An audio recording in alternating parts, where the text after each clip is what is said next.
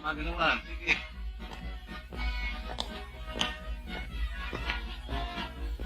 Mhm. Discuss pa lamang ng piyesta ay masaya na. Nakakapang tingnan, di ba Gating? Oo nga, Mayor. Ang ayoko lang, masyado tayong bilad dito. Maganda mga Mayor. Maganda. Ano ba ang bilad? Kaya mo paminsan-minsan ni masikatan tayo ng araw. Pupuruhin mo ba ako sa opisina? Hayaan mo ako makasagap ng sariwang hangin para makapag-relax naman. Damagan ho, Mayor. Al Pascual! Buti itong pisano ang ating simbahan.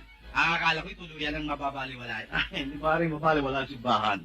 Yan ay tahanan ng ating Panginoon, kaya kinakailangan asikasuhin natin yan. Oo. Sana hindi ningas kugon, Mayor.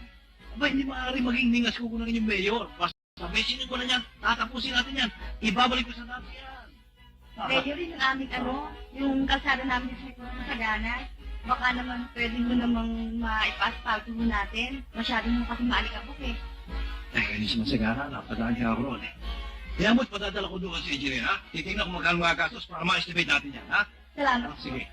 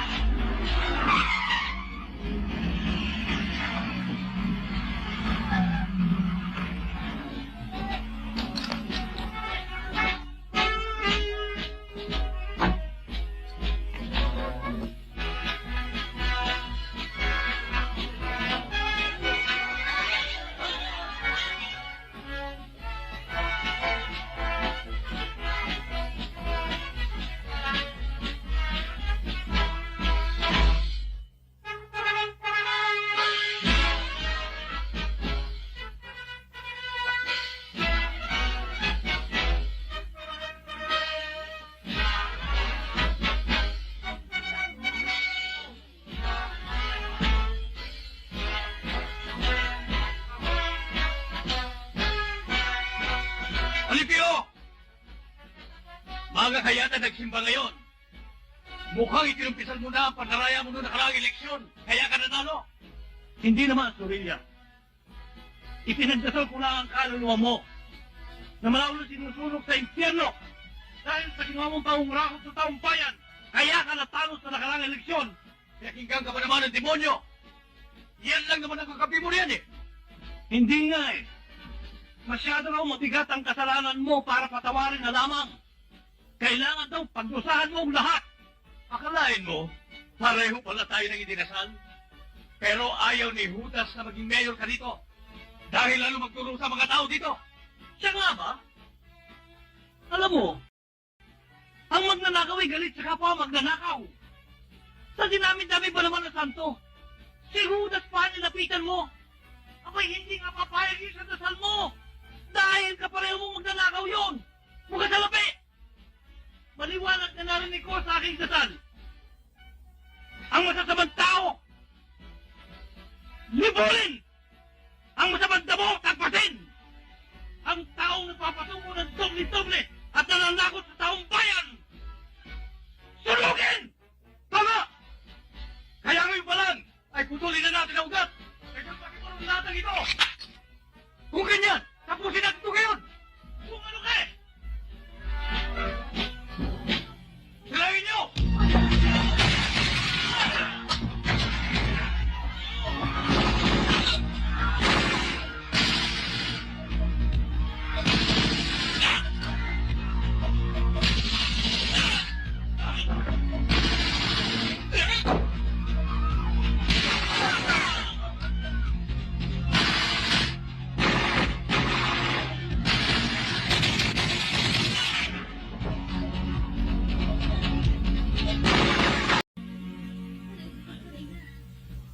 Naligaw na yata kayo, Teniente.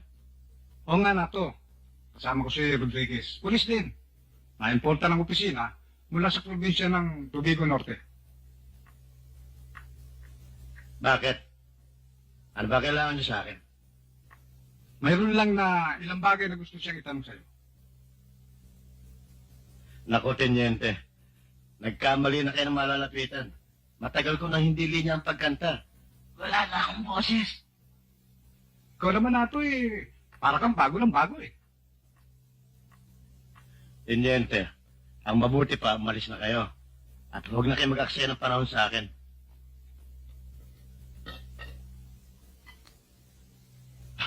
Wala na pala akong sigarilyo eh. Maiwan ko muna kayo. Bibili lang ako sandali.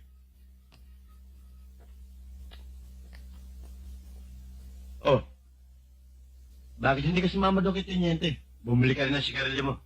Ha? Kaya, bumalik ka na lamang doon sa probinsya mo. Saan nga ba yan? Tubigan? Tubigon. Pareho na rin yun. Tubigan. Total, hindi naman kilala yung lugar mo.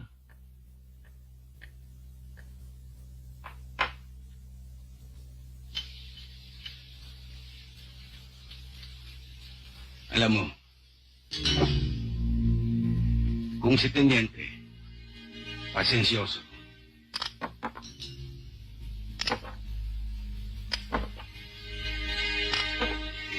ako, maiksi ang PC ko. Hoy, huwag mo akong paandaran yan, ha? Hindi mo ako kaya takutin ng ganyan lang. Sana ito. Dalawa lang naman yan eh. Sagutin mo ako. O sagutin mo ito. Naku, ano? Teka. Baka matapat hindi pala. Baka ito lang ang demonyo yan. Pumutok. Yan ang hindi mo na malalaman. Sabihin mo, sasagutin ko. May boses na ako. Paupo ka. Dito ka kumanta.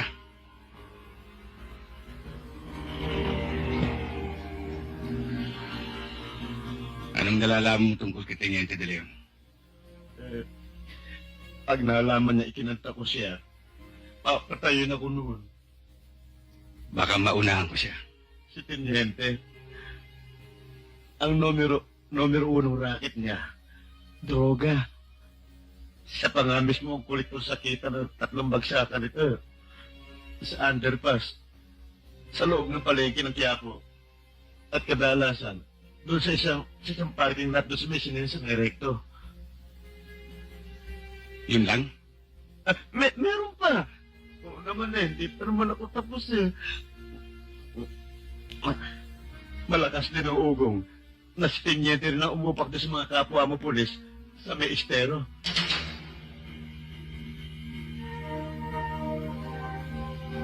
Ngayon, kung gusto mong malaman ng tungkol sa pangungutong niya, sasabihin ko na rin kahit barya-barya lang. Naku, sa ginawa kong pagkantang ito,